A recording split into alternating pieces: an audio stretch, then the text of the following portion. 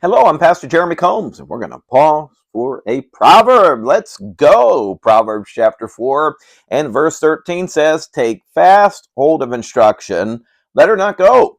Keep her, for she is thy life. Every summer, our children go to the Bill Rice Ranch where they have a rodeo. And one of the events that is both popular and very enjoyable to watch is what they call their pig chase. 8 people trying to catch a squirming, wiggling pig is actually more challenging than you would think. Obviously, the pig does not want to be caught. Then if you get your hands on the pig, you have to hold on tight or he's going to get away before they blow the whistle. Wisdom, unlike the little piggy, wants to be caught. However, our hearts are slow sometimes to accept that wisdom, and then it gets away. We tend to forget it. The danger is we might even build up what we would call a resistance to it. So every time you're given instruction from God's word, be sure to respond quickly. Implement it into your life immediately, then make it a permanent part of your daily life. Well, why? Because wisdom is life. Just like you need air to breathe and food and water to drink to live physically, spiritually, your life needs wisdom. So, soak up all the wisdom that you can and make sure that you're doing it today. Verse 14, enter not into the path of the wicked.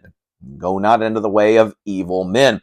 After spending several verses promoting what we would call the path of wisdom, Solomon now turns our attention to the precautions of entering the path of the wicked. It all begins with a choice. Notice that the path of the wicked, it's not something that accidentally happens, nor can it be forced upon you, but it is a clear and deliberate choice. All the excuses we like to make about this path, that somebody made us do it, or we just happen to do it. No, it's a choice.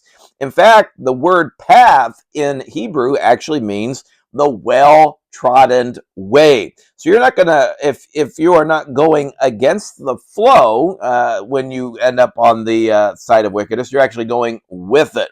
The path is of the wicked. Wicked means to be morally wrong.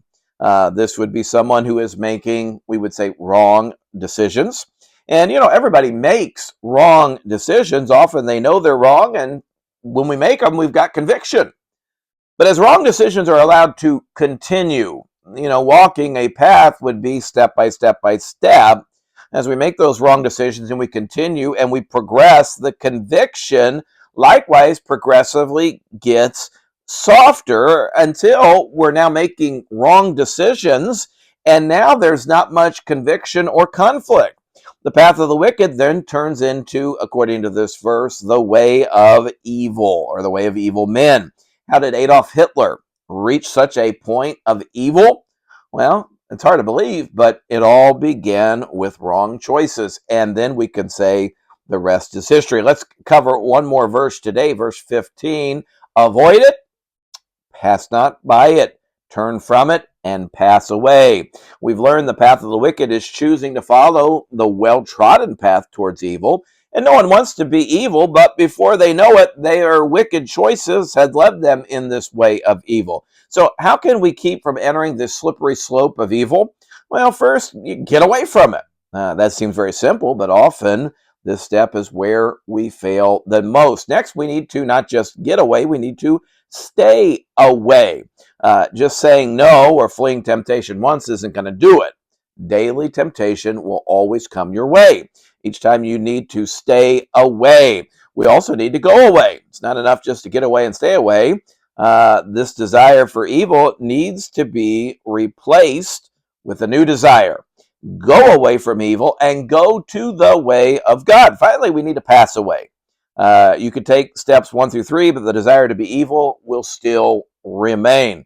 Over time, if we get away, stay away, go away, the desire will pass away. Don't ask me to repeat that. Remember, faith is the victory that overcomes the world. And so let's have overcoming faith today and enter not into the path of the wicked.